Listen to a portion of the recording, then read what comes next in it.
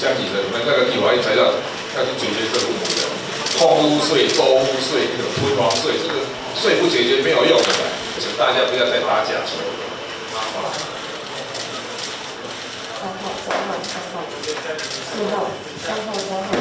这一天的这个论坛，能够邀请我们在野的各个政党一起来参加，那因为这个问题是人民所关心、所关注的。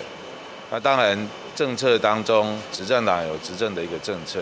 那我认为民主政治就是应该在野党要发挥强有力的一个监督跟制衡。是这样的，在台湾你知道，我就是这样，每天要么谈选举，要么谈意识形态的，奇怪，其实民生议题还是要拿出来讨论。像我倒觉得这样的，对我来讲，一直在讲民生议题不分党派我都可以来参加。我跟你讲我2015年我上任的时候，台北市政府1年的利息是29亿，到去年才降到5亿。那我后来去外面演讲，我每次都讲说，欠债你知道有两件事情要注意。第一，欠债是要还钱的，欠债如果不用还钱的话，我现在就跟你借。第二点还有更可怕，欠债是要缴利息。所以我跟你讲在我们每个不管中央政府、地方政府拼命负债，你知道吗？刚才讲那个什么劳保、健保是不管怎么保，每个都负债累累。请问如果这些欠债要不要还？如果要还的话，那将来谁要还？就下一代而且更惨的，我们下一代是少子化，这一代欠的钱多，下一代可以还钱的人更少。台湾有2万人有10户房子以上。我们有2万人，房子有10间以上，你那么多户干什么？因为才一个身体，那出那么多。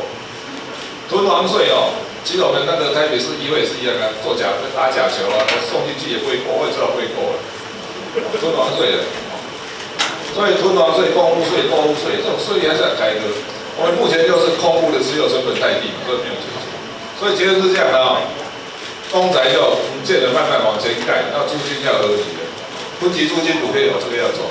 其实最重要的是，我看江启臣，我们那个立法院才要去解决这个问题的。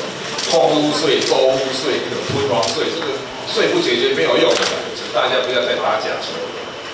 囤房税根本就不会打假球了。像这些不管是土港税或其他税的讨论，那是一个整体税制的一个改革，怎么样达到公平合理，然后增加国家的财政税收。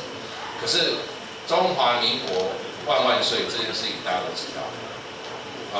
我们年轻人也缴很多税，谁说只有有钱人缴税？其实年轻人也缴很多税，可是这些缴来的税到底怎么样备用？这些问题，至今我们没有一个彻底的检讨，我觉得这才是一个关键的问题。刚才讲过台湾不缺少发现问题的人，我们现在缺少的是解决问题的人。